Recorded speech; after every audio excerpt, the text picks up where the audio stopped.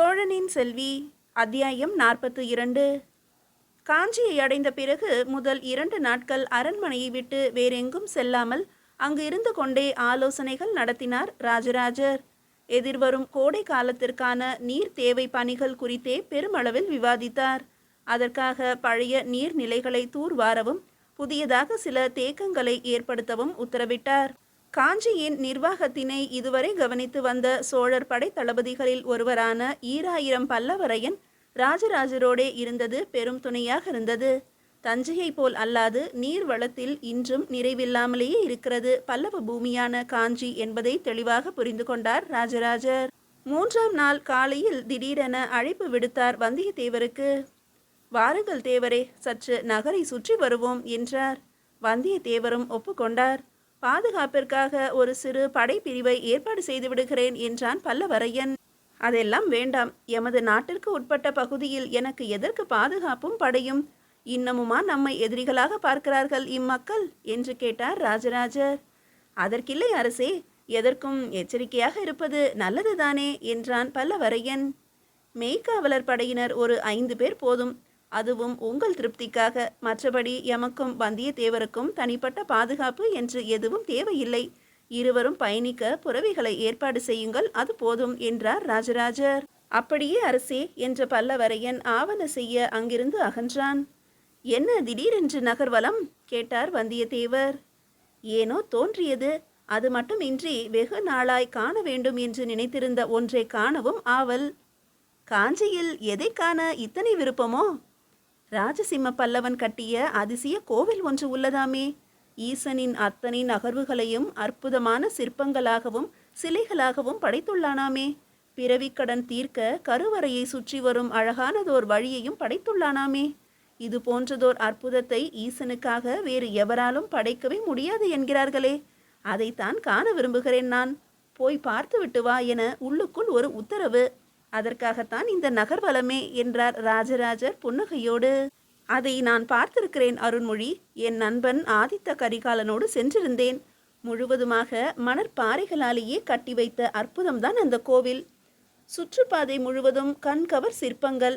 இறைவனின் அத்தனை தாண்டவங்களும் கண் எதிரே நடப்பதாக தோன்றும் அளவுக்கு இருக்கும். அழகும் அற்புதமும் நிறைந்தவன்தான் இறைவன் என்பதை சொல்லாமல் சொல்லுமிடம் அது என்றார் வந்தியத்தேவர். நீங்களே பாராட்டுகிறீர்கள் எனில் உண்மையாகவே சிறப்பான விஷயமாகத்தான் இருக்கும். அவசியம் பார்த்து வர வேண்டும் தேவரே. என்னை விடு அருண்மொழி. ஆதித்த கரிகாலனுக்கும் பிடித்தமான கோவில் அது. அடிக்கடி கூறுவான் என்னிடத்தில் இது பற்றி. கோவில் என்றால் அந்த புகழ் தில்லைக்கு போய்விடுகிறது. காஞ்சியில் ஒரு கலைக்கோவிலாக பல்லவன் இதனை படைத்து போய்விட்டான். சோழத்திற்குமான தனித்த ஒரு அடையாளமாக எதையாவது படைக்க வேண்டும் என கூறுவதும் உண்டு என்றார் வந்தியத்தேவர். சட்டென்று ஏதோ ஒரு பொறி தட்டியது ராஜராஜருக்கு. ஏதோ ஒரு விஷயம் உரைத்தது போலவும் இருந்தது. வாருங்கள் செல்லலாம் தேவரே என கூறிவிட்டு விரைந்து சென்று வாயிலில் இருந்த புறவியில் ஏறினார். கூடவே வந்தியத்தேவரும் மற்றும் ஒரு புறவியில் புறப்பட சற்று இடைவெளி விட்டு அவர்களை பின்தொடர்ந்தனர் மெய்க்காவல் படையினர். காலை வேளையின் தொடக்கத்தின் பரபரப்பில் மக்கள் தத்தம் பணிகளில் மூழ்கியிருக்க அதிகமாக எவரும் இவர்களை கண்டுகொள்ளவில்லை. மீறி அடையாளம் அறிந்து கொண்டவர்களை சைகையாலேயே அடக்கி பரபரப்பில்லாமல் பார்த்து கொண்டார் வந்தியத்தேவர். ராஜசிம்ம பல்லவனின் கனவினை நனவாக்கிய கைலாசநாதர் கோவில் தொலைவில் இருந்து பார்க்கும் போதே கண் கவரும் கொள்ளை அழகோடு காட்சியளித்தது. ஏதோ ஒரு சக்தியானது தன்னை அதை நோக்கி ஈர்ப்பதை உணர்ந்து கொண்டார் ராஜராஜர். ஒவ்வொரு விஷயத்தையும் உன்னிப்பாக கவனிக்க ஆரம்பித்தார். கோவிலின் வாயிலில் இருந்து 100 அடி தொலைவில் இருக்கும் பெரிய கல்லாலான நந்தி தேவரிடம் இருந்து பார்வையை செலுத்தினார் ராஜராஜர். குறைவான அகலமே கொண்ட வாயில் எனினும் வடிவமைப்பின் அழகு மனதை நெருடியது. பார்வையை அப்படியே சுழல விட்டார். அகண்டதோர் வெளிச்சுற்று.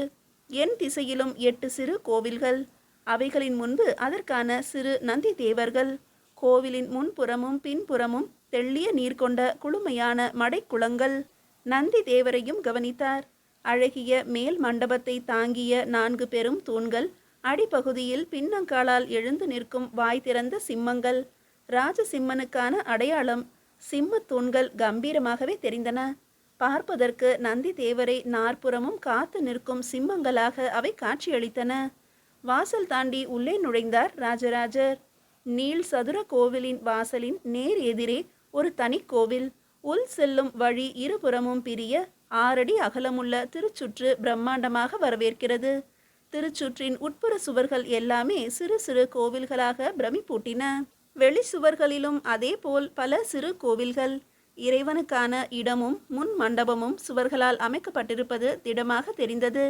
இறைவனிடத்தில் உள் வெளி சுவர்களில் உள்ள சிற்பங்களை காண இப்பிறவி போதுமா என்று தோன்றியது. இறை இடத்தின் மேலுள்ள அழகிய கும்பமும் அதன் வடிவமைப்பும் காலம் கடந்தாலும் பல்லவர் கட்டிடக்கலை திறனை பறைசாற்றும் என்பது அவருக்கு புரிந்தது. வாயிலுக்கு நேர் எதிரில் உள்ள கோவிலில் பல படிக்கட்டுகள் கடந்து மேலேறி பார்த்ததும் தெரிந்தது. கண்டு சொக்கி நின்றார் ராஜராஜர். 16 பட்டைகளை கொண்ட சிவலிங்கம் அழகாக 4.5 அடி உயரத்தில் வீற்றிருக்க, பின்புற சுவரில் அம்மையப்பர் அரியணையில் அமர்ந்துள்ள காட்சி சிற்பமாக சிலிர்க்க வைத்தது. சற்று பார்வையை உயர்த்தி நோக்க, மேலுள்ள கும்பத்தில் சிவனின் சிறப்பு வாய்ந்த யானைக்கை நடனம் ஓவியமாக ஒளிர்ந்தது. கூடவே கும்பத்தை சுற்றி ஏனைய நடன வகைகளும் ஓவியங்களாக சிந்தையை நிறைத்தன. வெளி மண்டபத்தின் வலப்புற இடப்புற சுவர்களில் ஈசனின் பலவிதமான சிற்பங்கள். சடை விரித்த சிவனார் 8 கைகளுடன் நடன ரூபத்தில், ஈசன் அழகிய லிங்கங்கள், யாழ் வாசிக்கும் விஞ்சையர்கள், தட்சிணாமூர்த்தி, அகோரபத்திரர் என ஈசனின் அத்தனை ரூபங்களும் உடல் சிலிர்க்க வைத்து மனம் நிரப்புவதை உணர்ந்து கொண்டார் ராஜராஜர். கருவறையான இறை இடத்திற்கு கும்பிட்ட கைகள் கீழ் தாழாது நுழைந்தார் ராஜராஜர். கைலாய நாதராய் கம்பீரம் காட்டி பெருமிதமாய் அமர்ந்திருக்கும் 8 அடி உயரம் கொண்ட 16 பட்டைகளை கொண்ட சிவலிங்கத்தை நோக்கும் போதே அவரையும் மீறி கண்கள் நீர்த்திரையிட்டன. அதை கவனித்த வந்தியத்தேவரும் தனக்குள்ளேயே நெகிழ்ந்து போனார். எம் இறையே, எமை காத்தருளும் சக்தியே, உம்மை எவ்விதம் சிறப்பித்து கொண்டாடுவது எம் தேசத்தில் என புரியாது காத்திருக்கிறேனே. விரைந்து அருளக்கூடாதா எம் ஐயனே?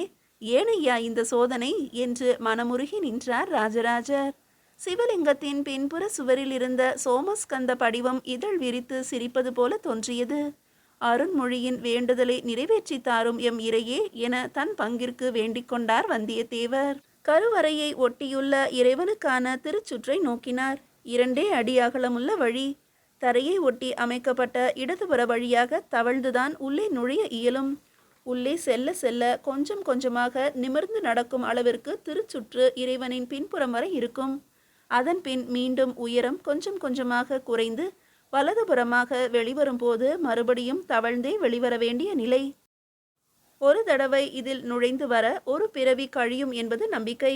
குழந்தையாக தவழ்ந்து உலகை காண வெளிவந்த நாம் மெல்ல மெல்ல வளர்ந்து நிமிர்ந்து நடந்து வாலிபம் கண்டு மத்திம வயதில் வளைந்து முதுமையில் தவழ்ந்து உலகை விட்டு வெளியேறுவதை குறிக்கும் திருச்சுற்று.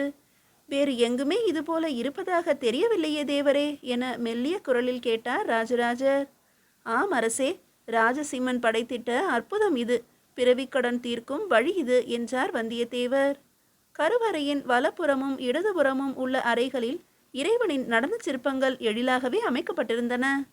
ஆடுகின்றவன் நானடா, அதன் அசைவில்தான் நீ ஓடிக்கொண்டிருக்கிறாய் என்பதை சொல்லாமல் சொல்லி காட்டின அந்த சிற்பங்கள். 16 தூண்களை கொண்டு கருவறைக்கு எதிரில் இருக்கும் வெளிமண்டபம் தன் உறுதியை திறம்பட காட்டியது. கருவறையை சுற்றியுள்ள உட்புற சுவர் முழுவதுமே சிறு சிறு கோவில்களாக இருந்தன. அதில் சிவனார் நடன கோலம், அமர்ந்த கோலம், ஊர்த்தவ தாண்டவ கோலம், பிரம்மனும் திருமாலும் தத்தம் மனைவியரோடு ஈசனை வணங்கி நிற்கும் சிற்பங்கள் என அத்தனையும் விழிமூட மறக்க வைத்தன. பார்த்து கொண்டே வந்த ராஜராஜரின் பார்வை ஓரிடத்தில் நிலைக்குத்தி நின்றது. மண்டப சுவரில் ஓரிடத்தில் முடி தாங்கிய அரசன் ஒருவன் தன் 2 மனைவியரோடும் கீழே மகன் ஒருவனுடனும் அமைக்கப்பட்டிருந்த சிற்பத்தை உற்று நோக்கினார். அரச குடும்பத்தினர் மேல் பல்லவ சிற்பிகள் கொண்ட அபிமானம் புரிந்தது. யார் இந்த அரசர்? தம் குடும்பத்தினரோடு உள்ளார் கேட்டார் ராஜராஜர். இந்த கலைக்கோவிலை படைத்திட்ட ராஜசிம்ம பல்லவனும் அவனது குடும்பத்தினரும் என்று சொல்கிறார்கள் என்றார் வந்தியத்தேவர். அதன் அருகிலேயே சிங்கத்தின் மீது நடமாடும் காளியின் சிற்பம் போல பல கண்ட ராஜராஜரையே சற்று மிரள வைத்தது என்றால் மிக இல்லை. திருச்சுற்று பாதையில் அடுத்த கோவில் சுவர்கள் முழுவதும் 50ற்கும் மேற்பட்ட சிறு கோவில்கள் இருந்தன. அவற்றில் அம்மனை குறிக்கும் பலதரப்பட்ட சிற்பங்கள், கையில் கிளியை ஏந்தி நிற்கும் அம்மன் சிற்பம், தோழி பெண் சிற்பம் போன்றவை அழகுக்கு அழகு சேர்த்தன. மாடக்கோவில்கள் போல காட்சியளிக்கும் சிறு கோவில்களில் பார்க்கடல் கடைந்த வரலாறு, முப்புறம் எரித்த நிகழ்வு, மார்க்கண்டேயனுக்காக யமனையே காலால் எட்டி உதைத்த வரலாறு, அர்ஜுனனோடு போர் புரிந்த நிகழ்வு, ராவணன் கைலாயத்தை பெயர்த்தெடுக்கும் காட்சி, நால்வருக்கு அறம் உரைத்த காட்சி, திருமால் ஈசனை வழிபட்டு ஆசி பெற்ற காட்சி, ராவணன் வழிபட்ட லிங்கத்தை அனுமன் கவர்ந்து செல்லும் நிகழ்வு போன்றவற்றை குறிக்கும் சிற்பங்கள். அந்நிகழ்வு நடந்த காலத்திற்கே தன்னை அழைத்து போவதை உணர்ந்தார் ராஜராஜர். பிறகு வெளிப்பிரகாரத்தை கடந்தார். எல்லா தூண்களிலும் பின் கால்களில் நிற்கும் சிம்மங்கள். தூண் தாங்கி வாய் திறந்து புன்னகையோடு வரவேற்பது தெரிந்தது. இந்த சிம்மங்களே பிற்காலத்தில் பல்லவருக்கு அவர்தம் கலைத்திறனுக்கு அடையாளமாகி நிற்கும் என்பதும் புரிந்தது. இசை, நடனம், நாடகம், கலை என அனைத்திலும் ஈசனையே நிரப்பியிருக்கும் கைலாதநாயர் கோயில் பல்லவரின் மிகப்பெரிய அடையாளமாக யுகம் யுகமாக நிலைத்து நிற்கும் என்பது புரிந்தபோது அவரையும் மீறி நெஞ்சு விம்மியது. இதனை விஞ்சி எதையும் படைக்க வேண்டுமெனில் இறைவன் அருள் இல்லாது நடவாது என்பதும் புரிந்தது. ஈசனுக்கான அத்தனை நிகழ்வுகளையும் சிற்பக்கலையின் உதவியோடு கட்டிடக்கலையின் துணை கொண்டு வியப்பில் ஆளும் அளவிற்கு உருவாக்கி காட்டியிருந்தான் பல்லவன். இறைவன் இன்பமானவன், அழகானவன், வீரமானவன், துணையானவன், இசையானவன், கலைகளால் நிறைந்தவன், எல்லாகுமாய் உள்ளவன் என எல்லா விதத்திலும் காட்டிவிட்டு போயிருக்கிறான் பல்லவன். என்றாலும் ஏதோ ஒன்றை தவற விட்டுவிட்டான் என்றே தோன்றியது ராஜராஜருக்கு. என்ன அது என்று தனக்குள்ளேயே ஆழ்ந்து சிந்தித்து கொண்டே வந்தவருக்கு சட்டென்று முகம் மலர்ந்தது. தேவரே, தேவரே என்று உற்சாகமாக அழைத்தார் ராஜராஜர். என்ன அருண்மொழி, என்ன விஷயம்? தெரிந்துவிட்டது, எனக்கு சரியாக தெரிந்துவிட்டது. நான் காஞ்சி வந்ததன் காரணமும் புரிந்துவிட்டது. அடுத்து என்ன செய்ய வேண்டும் என்பதும் தெரிந்துவிட்டது. கைலாயநாதர் கண் காட்டிவிட்டார் எனக்கு என்றார் ராஜராஜர் உற்சாகமாக. என்ன சொல்கிறாய் அருண்மொழி, என்ன புரிந்தது? ஆர்வமாக கேட்டார் வந்தியத்தேவர். இத்தனை அற்புதமான வாழ்வழித்து சோழர் குலத்தினை வாழ வைக்கும் ஈசனுக்கு காலம் கடந்தும் நினைவிருக்கும் விதமாக, தலைமுறைகள் பல கடந்தும் நம்மை நினைவுறுத்தும் விதமாக ஏதாவது செய்தாக வேண்டியதுதான் அடுத்த பணி என நான் சொன்னது நினைவில் உள்ளதா தேவரே என்று கேட்டார் ராஜராஜர். ஆம் அருண்மொழி, நன்றாகவே நினைவில் உள்ளது. என்ன செய்ய வேண்டும் என்பதுதான் இன்னும் தெளிவாகவில்லை என்றாயே. இப்போது தெளிவாகிவிட்டது தேவரே. இந்த காஞ்சிபுரத்து பெரிய திருக்கற்றளியில் உள்ளுரையும் கைலாயநாதர் எனக்கு தெரிவித்து விட்டார் என்ன செய்ய வேண்டும் என்பதனை. என்ன உத்தரவோ கைலாயநாதரிடமிருந்து என்று கேட்டார் வந்தியத்தேவர். அழகு, இனிமை, வீரம், கூடல், மிரட்டல், கருணை, கோபம் என வாழ்வின் எல்லா உணர்வுகளிலும் ஈசனை கலந்து சிலைகளாக படைத்துவிட்டான் பல்லவன் இங்கு. அவன் தவறவிட்ட ஒரு பெரும் விஷயத்தை எனக்கு நினைவுபடுத்திவிட்டார் கைலாயநாதர் என்றார் ராஜராஜர் மகிழ்ச்சியோடு. என்ன அது? என்ன செய்ய இருக்கிறாய் அருண்மொழி? எல்லாமுமாய் ஈசனை காண்பித்திருக்கும் இக்கோவிலில் இறைவன் பிரம்மாண்டமானவன் என்ற காட்சிப்படத்திலே இல்லை. இந்த உலகத்தையே படைத்திருக்கும் இறைவன் பார்ப்பதற்கு அழகாக இனிமையாக இருப்பதெல்லாம் இயல்பான ஒன்றல்ல. பார்க்கும் போதே மிரட்சியை ஏற்படுத்தும் அளவிற்கு பிரம்மாண்டமானவன்தான் இறைவன். அவன் முன் நாம் ஒரு தூசு என உள்ளுக்குள் தோன்ற வேண்டும் நமக்கு. அந்த அளவிற்கு பிரம்மாண்டம். அந்த பிரம்மாண்டத்தை கண்முன் கொண்டு வரப்போகிறது நம் சோழ தேசம் என கூறும்போதே உணர்ச்சி பெருக்கானார் ராஜராஜர். எப்படி அருண்மொழி, எப்படி? இறைவனின் பிரம்மாண்டத்தை கண்முன் கொண்டு வருவது எப்படி? மிரட்சியோடு கேட்டார் வந்தியத்தேவரே. கோவில் கட்டப்போகிறோம் தேவரே. சோழ தேசமே ஒன்று கூடி கட்டப்போகிறது. கோவில் என்றால் தில்லையை குறிக்கலாம். ஆனால் இருப்பதிலேயே பெரிய கோவில் எனில் அது நம் தஞ்சையில் நாம் எழுப்ப போகும் கோவிலை மட்டுமே இனி குறிக்கும். அதைவிட பெரியதாக இனி எவராலும் படைக்கவே முடியாது என்ற அளவிற்கு இருக்கும். இறைவனின் பிரம்மாண்டம் என்ன என்பதை நாம் கட்டவிருக்கும் கோவில் தொலைவிலிருந்தே காட்டும் என்றார் ராஜராஜர். செய்யப்போவது என்ன என்பது புரிகிறது அருண்மொழி. ஆனால் அதை எப்படி செய்வது? பிரம்மாண்டம் என நீ குறிப்பிடுவதின் அளவுகோல்தான் என்ன என்று கேட்டார் வந்தியத்தேவர். 7 பனை உயர விமானம், 1/2 பனை உயர லிங்கம் என ராஜராஜர் கூற அது காதில் விழுந்த அந்த நொடியிலேயே விழிகள் விரிய அதிர்ச்சியோடு நோக்கினார் வந்தியத்தேவர். ராஜராஜர் கூறிய அளவை கற்பனை செய்த வந்தியத்தேவருக்கு தலை சுற்றி மயக்கமே வந்துவிடும் போல இருந்தது. நாம் புறப்படலாம் தேவரே. நாளையே தஞ்சை நோக்கி புறப்படலாம். விமலாதித்தன் குந்தவை திருமணத்தை முடித்த கையோடு இதற்கான பணிகளை தொடங்க வேண்டும். என்ன செய்ய வேண்டும் என்பதனை ஈசன் எனக்கு காட்டிவிட்டான். இனி எப்படி செய்ய வேண்டும் என்பதையும் உணர்த்துவான் என கூறிய ராஜராஜர் வேகமாக நடக்க ஆரம்பித்தார் தனது புறவியை நோக்கி. கைலாயநாதர் கோவில் மணியோசை காஞ்சி நகரத்தை நிறைக்க ஆரம்பித்தது. மீதியை அடுத்த அத்தியாயத்தில் காணலாம்.